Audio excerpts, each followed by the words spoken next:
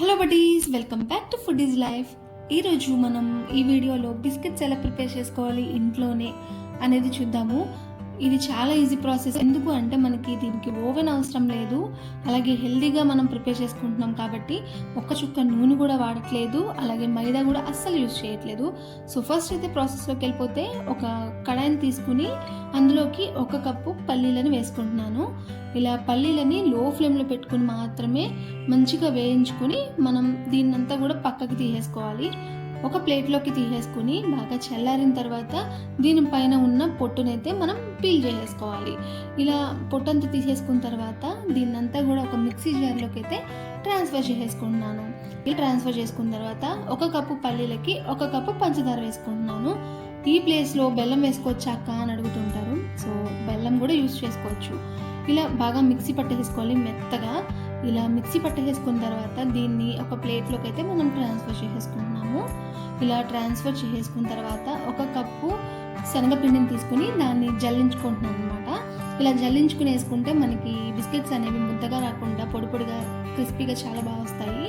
తర్వాత 1 కప్పు గోధుమ పిండి కూడా తీసుకుని జల్లించుకుని దీనిలోకి వేసుకుంటున్నాను.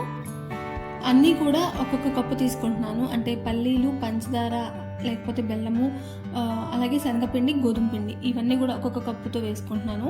ఆ తర్వాత క్రిస్పీనెస్ కోసం 1 లేదా 2 స్పూన్లు బొంబాయి రవ్వ కూడా వేసుకోవాలి. ఇలా బొంబాయి రవ్వ వేసుకుంటే క్రిస్పీగా బాగుంటాయి బిస్కెట్స్ అనేవి.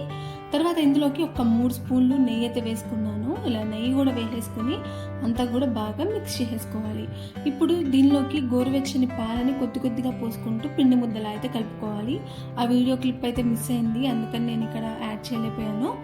ఇలా ముద్ద కలిపేసుకున్న తర్వాత మనం చేతిలో గీని కొద్దిగా రాసుకోవాలన్నమాట. ఇలా రాసుకుని మనకి బిస్కెట్స్ ఏ షేప్లో కావాలి అనేది చూసుకుని దాన్ని బట్టి మనం ఎంత పోర్షన్ కావాలో అంత తీసుకుని ఇలా రౌండ్ బాల్లో అయితే చేసుకున్నాను ఫస్ట్.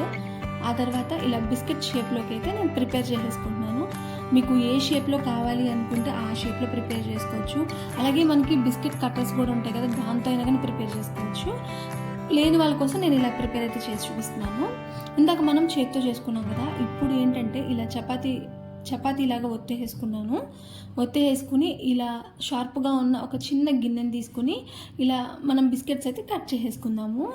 లేదు అంటే మీరు అలా చేత్తో అయినా చేసుకోవచ్చు, లేకపోతే ఇలా అయినా మనకి కట్ రౌండ్ రావాలి అంటే ఇలా చపాతీ పిండిలా సమానంగా మనం ఒత్తేసుకుని దానిపైన ఇలా ఒక గిన్నెని కానీ గ్లాసుని కానీ పెట్టేసుకుని మనం బిస్కెట్స్ అయితే ఈజీగా ప్రిపేర్ చేసేసుకోవచ్చు. ఇవైతే నేను రౌండ్ షేప్లో అయితే ప్రిపేర్ చేస్తున్నాను.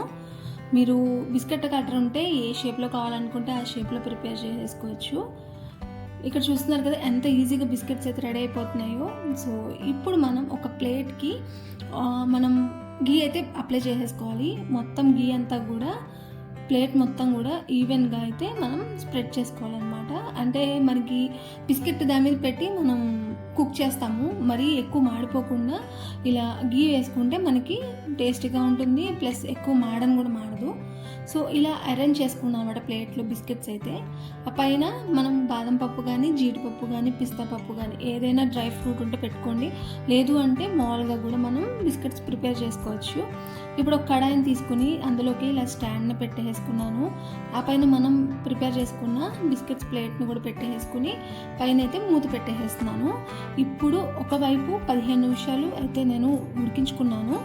ఇలా తిప్పి చూస్తే చూడండి ఎంత బాగా కుక్ అయిపోయిందో. ఇప్పుడు రెండో వైపు కూడా కుక్ చేసుకోవడానికి నేను అన్నీ కూడా తిప్పి పెడుతున్నాను అనమాట. మళ్ళీ మూత పెట్టేసి ఇటు సైడ్ ఒక 10 నిమిషాలు, సో మొత్తం మీద 25 నిమిషాలు పెట్టుకుంటే సరిపోతుంది.